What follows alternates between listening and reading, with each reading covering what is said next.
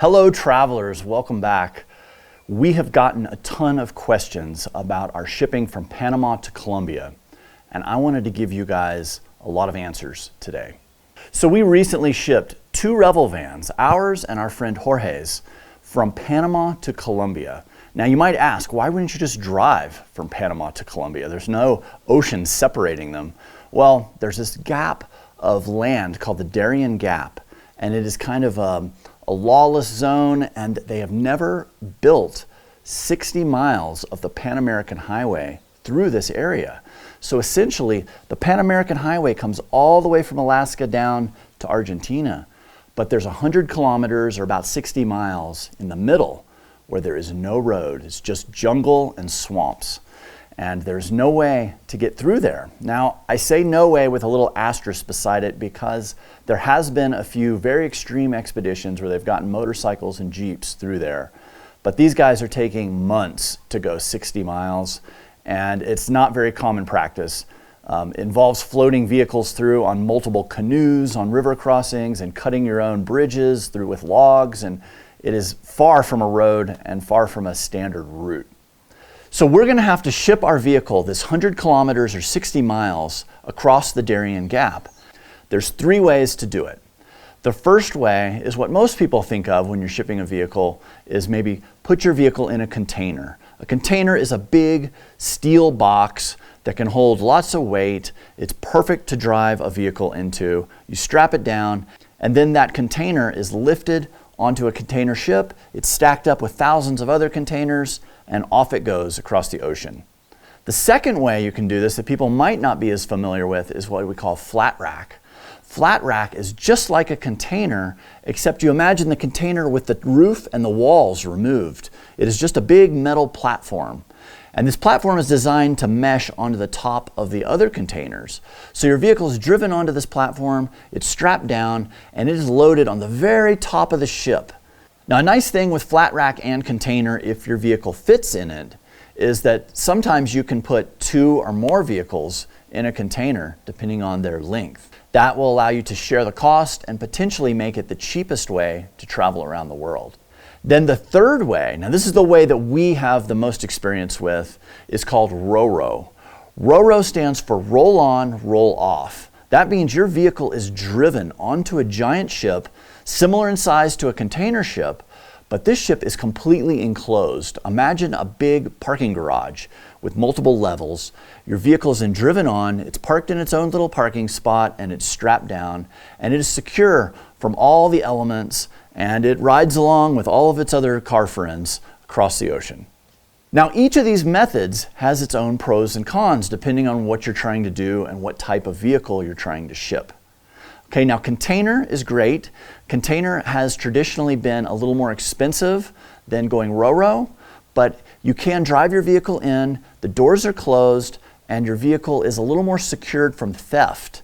Now, just because it's more secured from theft doesn't mean that it's not at risk of damage, because we've all seen the videos of containers falling off the tops of ships, getting dropped by cranes, or just generally bounced around as it's getting loaded and unloaded. So there might be a little potential there for some body damage, but you don't have to worry about the things inside of your vehicle, meaning all of your personal effects being stolen by anyone at the port, because it is securely locked in its own container. Now, Flatrack gives you the ability to ship a vehicle that won't fit in a container. A good example of this is our Sprinter vans. They are too tall to go in the tallest container. That leaves us 2 options, Flatrack or RORO. Now, some other vans, especially low-roofed vans, can fit in containers. So Flatrack's pros and cons are you can fit a vehicle of almost any height onto it because it's loaded on top of the ship. The cons is it's still expensive like a container. You're taking the whole space of a container for one vehicle. Sometimes you can put 2 and share that expense with someone else. But the bad side, I think, about doing Flatrack is the whole voyage, it is sitting on top of the ship and your vehicle is exposed to all the salt water and anything that's going on outside, meaning even when they're loading it, it can get bumped into something and possibly incur damage that way. There are container ships going all around the world, so with container or Flatrack, you have more options of where you can send and receive your vehicle from. Now RORO, we have the most experience with. We have shipped our van to Europe, to there and back in 2019, and now we have shipped from Panama to Colombia this year. RORO traditionally has been the least expensive method to transport a vehicle anywhere in the world. It also is the safest as far as body damage and getting things happening with the vehicles that are lifted on the big cranes with the container or flat rack. It is actually just driven onto the ship and is parked in its little spot next to all the other cars, and it is strapped down, and it's very secure. Now, the one thing that people worry about with security with RORO is the contents on the inside of your vehicle. Now, most overland travelers want to travel with the bulk of their things inside of their vehicle. Now, obviously, you're going to take your expensive stuff, your cameras, your computers, your GPSs, things like that. You're going to transfer those with you while you fly to the destination. But you want to be able to leave your pots and your pans and all your incidental things, your backpacks and stuff like that inside of your van and be able to just ship it with the van. Now, we have done this successfully with kayaks and all the things in our van. Over our 2 trips, we have never had a single theft. Okay, now this video, I'm going to tailor it a little bit more specifically to getting a vehicle on the Pan American Highway around the Darien Gap. This is going to mean traveling from Colombia to Panama or vice versa. Now, as far as we know, there are 2 really good companies to work with for getting a vehicle around the Darien Gap. The first is IVSS. Now, this is a company located out of the UK, out of England. And Martin is our contact there. He's been great. He helped us ship to Europe, and he helped us get our vehicle around the Darien Gap. There is also a local company called Overland Embassy. Now, they're based out of Panama City, Panama. We stayed at their campground, and we got to see their facility. They've got a really cool thing going there, but we didn't actually use them to ship our vehicle. We were driving southbound through Mexico, and we started reaching out to talk to IVSS about our shipping around the Darien Gap. And everything sounded great except for 2 things. One was the cost was going to be a lot more than we thought, and we're going to give you a complete cost breakdown here in just a second. The second that was a complete surprise to us was that there's going to be new restrictions on shipping lithium-ion batteries. Now, our Revel has 5 lithium-ion batteries in it. George's has 2, and we use these every day. This is an integral part to making our van work for us. Well, Martin went on to tell us that there had recently been 2 RORO ships that had actually sunk from lithium-ion batteries catching fire in the hold and sinking the ship. Well, obviously this makes the shipping companies very nervous because the last thing they want is a $100 million or more ship sinking from somebody's batteries catching on fire. We were told that we would not be allowed to bring our lithium-ion batteries on our shipment from Panama to Colombia. What were we going to do? This was a huge problem, and we started really jumping into it and researching it, but this was such a new thing, there wasn't a lot of options. Well, the first option that we learned about was we could take our batteries and put them in a container, and it would go on a container ship. It seemed to be a little safer with the batteries being inside of a container. Meaning if they caught on fire, it would obviously torch everything inside of the container, but it probably wouldn't spread to the rest of the ship. To do this, it was going to be $300 per battery, and we would have to find another overlander who was shipping in a container going from where we were to where we wanted to be, and a lot of things were going to have to work out. And on top of that, at $300 a battery, us having 5 batteries, George having another 2 in his van and 1 in his e-bike that was going to have to be dealt with as well, that was going to be quite a hefty cost to get our batteries around.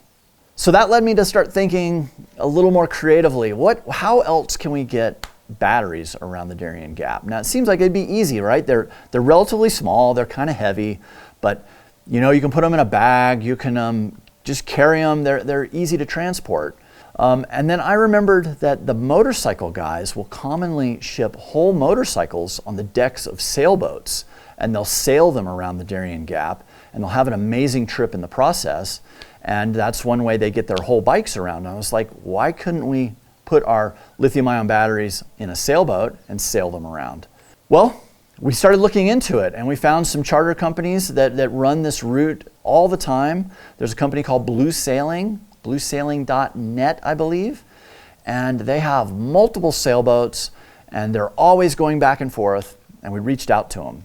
And Blue Sailing is actually like a travel agency kind of sort, meaning all these people who own their own sailboats will use them to help them fill their boats for the trips through the Sandblast Islands going from Colombia to Panama and back and forth. And they told us that we would have to just get the approval from the ship's captain. If the captain was okay with it, then that was fine to bring our batteries. So we started seeing which sailboats were making the journey when we needed to make the journey, and then reaching out to those captains. And the first ship that we reached out to, they said, no problem. You could bring your batteries, and even it won't cost anything extra. You just book your passage as a normal passenger who's riding this beautiful route through the Sandblast Islands. Takes 5 days, and we'll find a place to stow your batteries in the sailboat and it'll be fine. So that's what we ended up doing. We booked a passage from Panama to Colombia. We brought 8 batteries. Now this is the batteries from the Revel and 1 e-bike battery. And we wrapped the batteries up really good to make them, keep them safe and keep them, if any water or anything got on them, it would keep the elements off of them. You know, we didn't know being on a sailboat if they would be exposed to moisture. We got there, we transported them all down to the dock.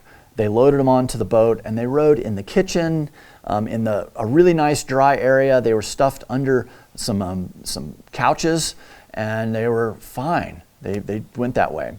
And then Kathy and I rode on the sailboat through a 5-day adventure. We went to all these really remote islands, saw some beautiful parts of the world that we would never be able to access with our van, and it allowed us to get our batteries across. In the meantime, George took care of the vans at the port, because you don't actually want to leave the port until your vehicle is on the ship and ready to go. You never know what's going to happen. There could be a storm somewhere and the ship could be delayed days or weeks. Every day your vehicle is sitting in the port, you're incurring a fee for it to stay there. And so if it was going to get delayed, weeks or a long time, we would want to then come up with a plan B and get our vehicles back out of the port and go on from there. So George stayed back and took care of the vehicles on the land side and made sure they were going to get on the ship in Panama while we went ahead and took the batteries around on the sailboat. This turned out to work great. Our ship wasn't delayed. We had no problems. Once the ship arrived, the vans were loaded on. George caught a quick little flight, I think it was 2 hours, from Panama City into Cartagena, Colombia, and then the ship came across. And when we got into Cartagena, our vans were already being unloaded at the port of Cartagena. So this worked out great, right? We arrived and we thought we were smooth sailing and we were going to just go in and pick up our vans. Well, this type of shipping, you end up with sometimes delays, and sometimes it's not just from storms and things. Now, the whole time our vehicle is in transit, we have a website and we can look up and see exactly where our vehicle is. Now, we don't know exactly to a GPS point, but we know it's been loaded on the ship. We know the ship has left the port. We know the ship is underway. We know the ship's arrived at the port. We know then it's unloaded. So we have a pretty good idea of what's going on. And we're watching it the whole time we're going on the sailboat, and George is too. This is really nice because you kind of know what to expect and what's going on. Okay, so now we have figured out how to get our lithium-ion batteries and our van across. Let's jump back in time just a hair, because there's some things that we need to do that are really important at the port and even before we get our vehicle to the port to be shipped. Now, before we could ship our van, we needed to clean it. They don't like muddy, dirty, dusty vans coming on their clean ships. So we want our van to look as close to being a brand new, off the showroom floor van as possible. This means inside and out. So we spent a whole day washing the outside of the van, going through the inside of the van, getting out all the dirt and dust, which felt really good anyway. We needed to do that just anyhow. We also needed to take special care with anything that was inside of the van, like our personal effects. These things need to be out of sight and tucked away as best as possible. Now, the whole front of the cab of the van, we removed everything that was a personal effect from there and moved it to the back. We took our binoculars, our winch controller, our patches that are on the headliner, anything there that didn't look like it should be there for a brand new van. We wanted all that out of sight. We also took anything that were out of our front cabinets and moved it all to the back. Now, I have a drawer system. You can go back and look at a video. I've got these drawers in the back. We stuffed those drawers as full of anything that we wanted, especially our more valuable things that we thought somebody might want to steal, All that stuff went in the drawers and went in the further back cabinets. And on the Revel, it has a bathroom that has its own door. We filled that up with all of our bedding and different things in there, bulky things to go in there. And then our kayaks came off the roof. And our kayaks were loaded in the back, and they basically blocked the whole back of our van. Nobody could walk into the back of our van, which was kind of nice. And it also lowered our roof height on our van, which made our van smaller, which made it cost less to ship. Anytime you're shipping RORO, you are charged by the height, length, and width of your vehicle, and that's how they determine the cost of it. So we wanted our van to be as small and compact as possible, and also as secure on the inside for the stuff that we're leaving in there. Now, a really cool thing that we did on this trip that we didn't do when we went to Europe is we installed auxiliary locks on our doors. Now, we decided to go with a Thunderbolt deadbolt lock system. Yes, we have locks. This is a really cool locking system where you have a secondary remote. You fire this remote to lock the door, and you have deadbolts that lock on all the doors. This has been great for Central America, South America, for just giving us an extra bit of security when we park the van somewhere and we go off on an adventure. We can then lock the normal doors and then lock the deadbolts on top of that. If somebody breaks our window and they reach in and they pop the door lock open, and normally they could just open your door and get into your vehicle, now they can't do that. They'd have to crawl in the broken glass window to get into our vehicle, and it makes it just far more of a hassle for them to pull things in and out of our vehicle or to break into it in the first place. Well, we use this for shipping too, because this was really great. We can control which doors lock with this system. So with all of our belongings in the back of the van and tucked away, especially in my drawers that you can't get to unless you can open the back doors, I could then lock the back doors, lock the side door, even lock the passenger door, and all these doors are completely locked. So then when I give the shipping company my remote, they can still lock and unlock the doors with the factory locks, but the only door that actually physically opens is the driver's door. I had all the other doors locked. No matter what they did with the remote, locked or unlocked, they could not open the back door, side door, or passenger door. They're all locked up with the deadbolts. You hear the horror stories of RORO that people are getting into your vehicle while it's underway and they're stealing things. This really helped because this locked up all the doors. They couldn't really access the back of the van. They couldn't even access the side door. And with our kayaks in the way, they couldn't even walk back there. They'd have to literally crawl back there. And it made things really safe. Now recently for RORO, specifically on the Darien Gap route, the shipping companies really cracked down on some of this theft. The keys are handed off at the port to one person. That one person then loads your vehicle onto the ship, and then he locks your doors, and then those keys are kept by the ship's captain in a secure place. Then your vehicle is completely locked up until you get to the other port. It is handed off to another person who is responsible for this. They drive your vehicle off the ship, they lock your doors again, and then those keys are kept in another secure place on the port.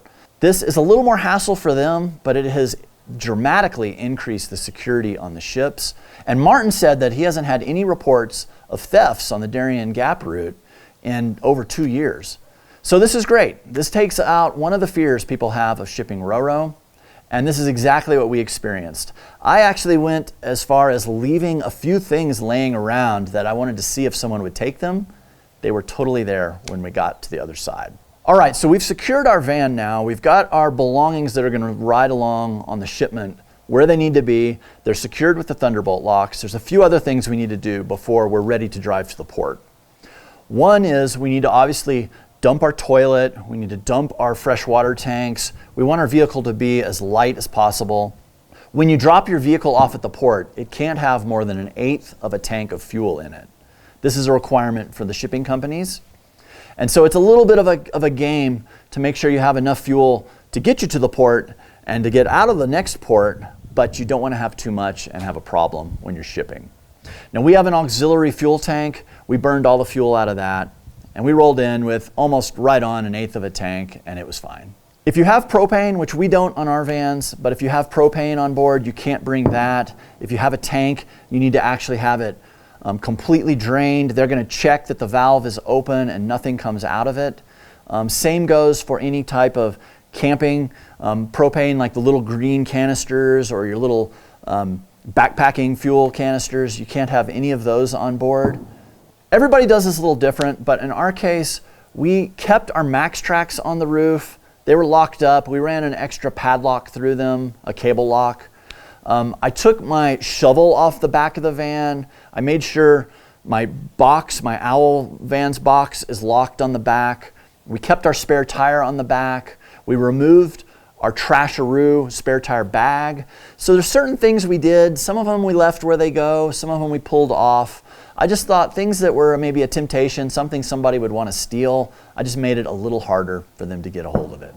So we did leave lots of things inside of the van. This would be like all of our bedding, all of our cooking gear, our stove, a lot of our clothes. Okay, so how far out do you need to start thinking about shipping and starting to start this process? Well, we'd done it before, so we were a little more comfortable with it. We kind of knew what to expect. We started about 6 months sending our first emails out to Martin and also to Overland Embassy to see what was going on, what the current prices were, just basically to get quotes and information. Then about 3 months before we wanted to ship, we really needed to start getting serious.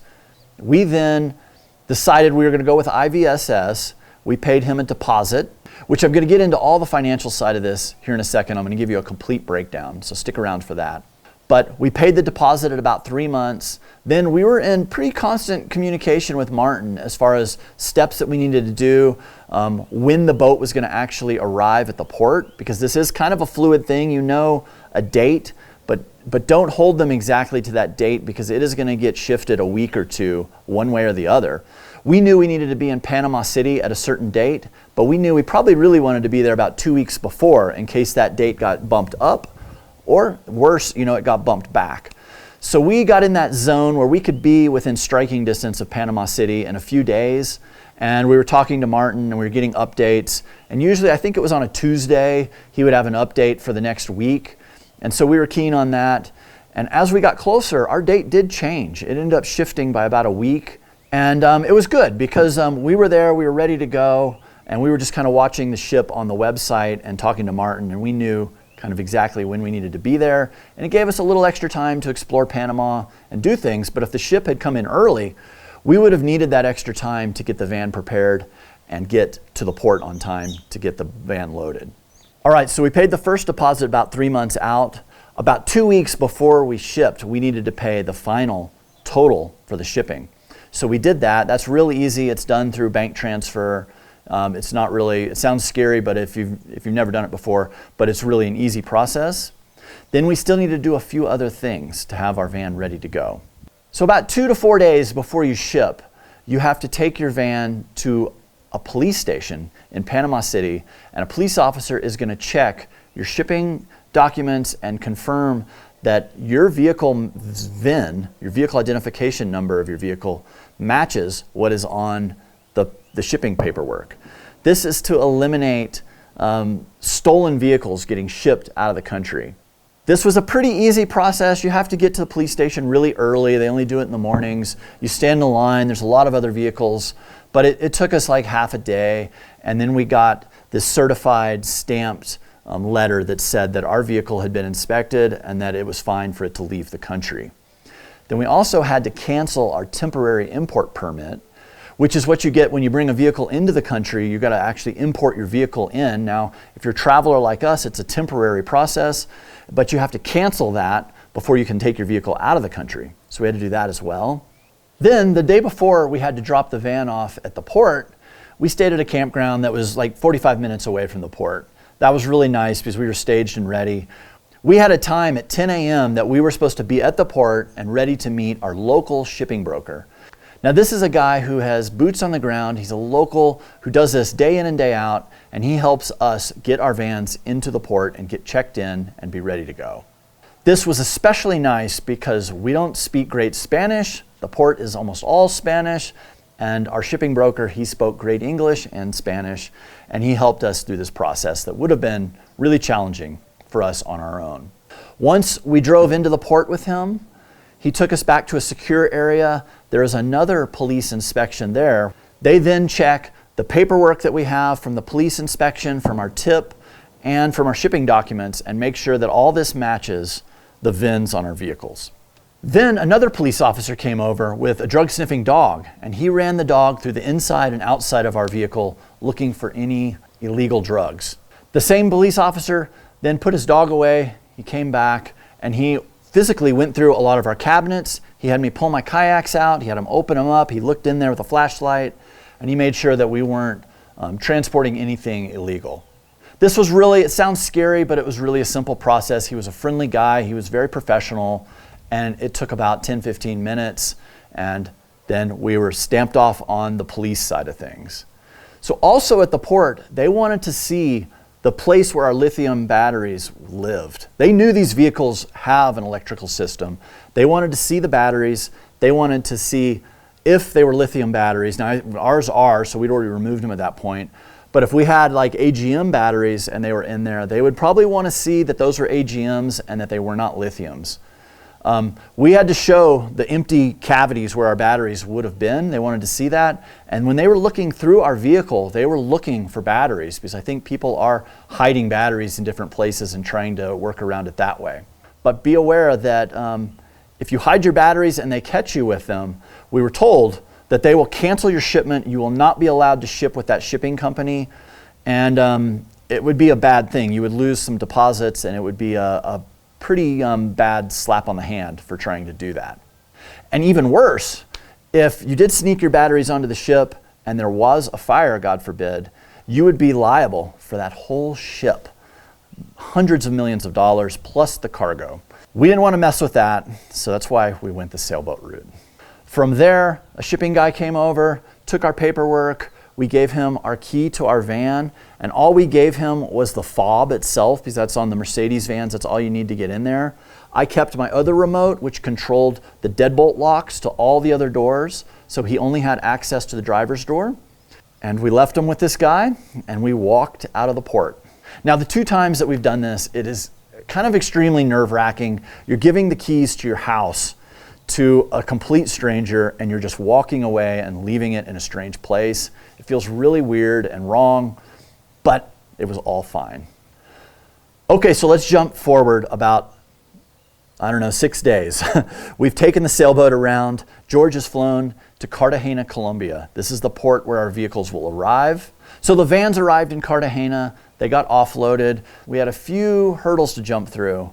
We've spent a couple of nights in a hotel, and we are making calls to our local contact in Cartagena. He is going to help us then receive our vehicles from the port. So our sailboat arrived on Wednesday. We were hoping that maybe we could do all this on Thursday, get our vans, and be out of there Thursday afternoon, evening. Well, that was kind of a pipe dream. And George had it lined up that we were going to go meet our local contact at their office to start whatever we needed to do to get our vans from the port. We went to his office, we signed some paperwork, he checked our passports, we paid our local fees, and we thought, great, we're well on our way. Maybe we'll have our van in the morning. Well, it turns out once your van arrives in the port, it has to be inspected by the local customs, meaning the Colombian side. They're going to go through it. Then it has to be processed in the van and put away in its place. All this took us about 3 days. We thought this was going to be much faster, and it also fell over a weekend. So the next Monday rolled around. We thought we could maybe go get our van that day. Broker called, and we had a little bit more of a difficulty with communicating with our second broker in Colombia. But he met us at a government office, and that's where we got our temporary import permits done. And we thought, great, it's only 11 in the morning. Let's go get our vans now. Well, turns out the port has to have proof of these temporary import permits sent to them.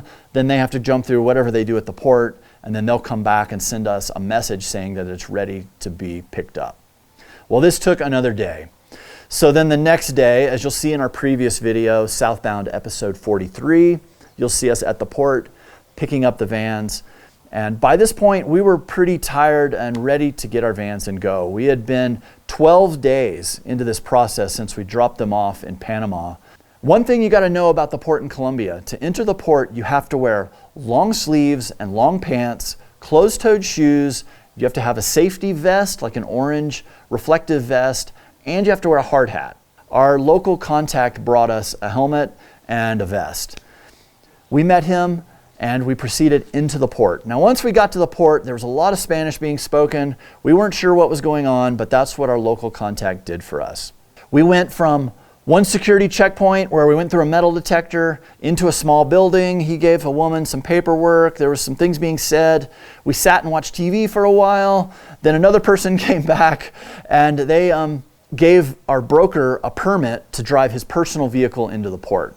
At that point, we left the port. We got in his personal car. We drove back into the port.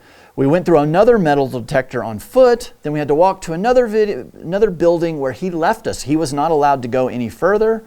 We then gave some people our paperwork. They told us to walk to another building through another metal detector, and eventually they told us to wait there. And we were kind of confused at this point. We were looking all around. We couldn't see our van anywhere, but they said, stay here. So we stood there, and it took about another 45 minutes, and then our vans came around the corner and they were right there. We were able to then inspect them with the driver for any damage. Now that's an important step. You want to just walk around your van, look inside, look out, be very critical, make sure there's no damage, because you want to report it right then before you leave the port, because they're going to say that it happened outside of the port once you leave the gates of the port. So we did that. Everything looked beautiful. Our vans hadn't been touched.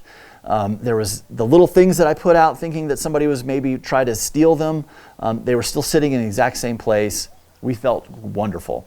At that point, we had to weigh the vehicles, which it was funny. We didn't weigh them going in. At least we didn't. Maybe they did. We put them on a big scale, weighed them. We drove out to a security point. We showed them our paperwork. Gates went up. We were on the open public roads of Colombia. Drove down to the gas station that is just around the corner, and we filled the van up, and we were officially done and ready to go. Another thing to note is I kept track of the odometer, and I wanted to know how many miles my van had been driven in this whole process. Turns out it was only driven 1.3 miles from when I dropped it off to when I received it at the port. Okay, now one thing I want to mention is you can insure your van during the shipment. Now this just covers you from port to port, not on any of the city streets. But we paid about $500 to insure our vans for any kind of damage or loss. This means like if the ship sinks, if the car next to us catches on fire, burns ours up, we have insurance for that leg. Now this does not cover anything that's inside of your van. This is just the value of the vehicle itself. About 3 months out, we paid a $250 deposit to IVSS UK to basically hold our spot on that ship for the time slot that we wanted. Then, about 2 weeks out, we had to pay the final payment. This was $5,263. This was paid by a bank transfer. It was very simple. And once we were paid, we were definitely had our spot on the ship and we were ready to go. From there, we had to pay export fees to the port in Panama of $250. Then once our van arrived in Colombia, we had to pay another import fee of $1,365.01. This is all in US dollars, by the way. And then to get us around the Darien Gap, we had to pay $1,500 for Kathy and I both to ride the sailboat around. They did not charge us anything extra for our lithium batteries, so it was a straight $1,500. Now this replaced what it would have been for us to catch a flight and stay in a hotel for 5 days. And the sailboat included the food as well. We were fed for that price, that $1,500. So we felt like that was a pretty good value, and we got to go explore the Sandblast Islands in the process. So consider that in your planning for shipping.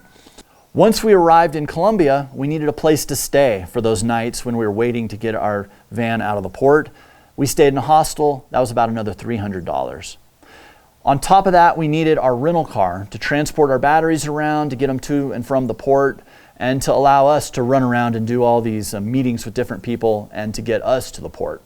That was another $550 in rental car fees. So the grand total for us to get around the Darien Gap with our 144 Winnebago Revel Sprinter van, including all the incidentals, and there's a lot of them, the total is $8,928.01. That is a massive fee to travel 60 miles or 100 kilometers. This is the most expensive route to transport a vehicle in the entire world.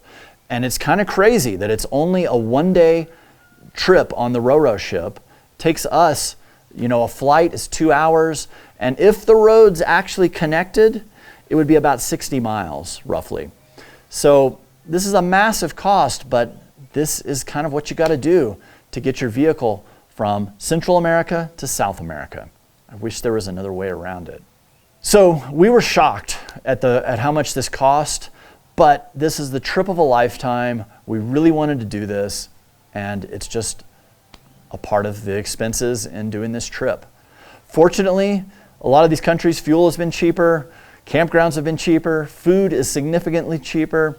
If you compare this to like a trip to Europe, where food is more expensive, fuel is more expensive, there's tolls, all that sort of thing, I don't know if it equals out or not. But for us, we're in, and we're going to Ushuaia, and it is totally worth it for us to see North and South America in its entirety. So on that note of the financials behind this trip, thank you so much to our patrons for making this trip possible. You guys do help so much in making sure that we can cover these costs and get us to where we need to be. And in return, we're making these videos for you. And we offer back to our patrons all of our knowledge. If you guys are planning a trip, and it could be to Alaska, to South America, wherever in between, Baja, we are going to share with you all of our knowledge. Now, we produce field guides that break these different legs down into all the information that we learned along the way. But also on Patreon, you can send us a message, and we are going to then help walk you through the process of giving you the information you need to plan your own trip. Now, I do try to answer many of the questions asked in the comments to these videos, but obviously I can't go into them in as much detail as I can for our patrons. So if you're planning a trip and you want to know more about the ins and outs, the specifics, and anything like that, check out our Patreon. Link is right here. Thank you so much for your support. So there it is, guys. There's a lot of the information on transporting a vehicle via RORO ship around the Darien Gap, in our case, from Panama to Colombia. I hope this helps you plan your trip, and know that a lot of this information carries over to taking a vehicle from the US to Europe or to Africa or to Australia. There's little nuances there, but the general idea is the same. I hope this video inspires all of you to consider shipping your vehicle to anywhere you want to go. It could be South America, but it could be Australia, Europe, anywhere. The same rules pretty much apply. There'll be little nuanced differences, but it's the same process. Now, be known that this is the most expensive one, so it's probably cheaper to go other places. When we went to Europe pre-COVID, now the prices are a little different just because of COVID, it was $1,800 for us to ship our vehicle from the US to Europe.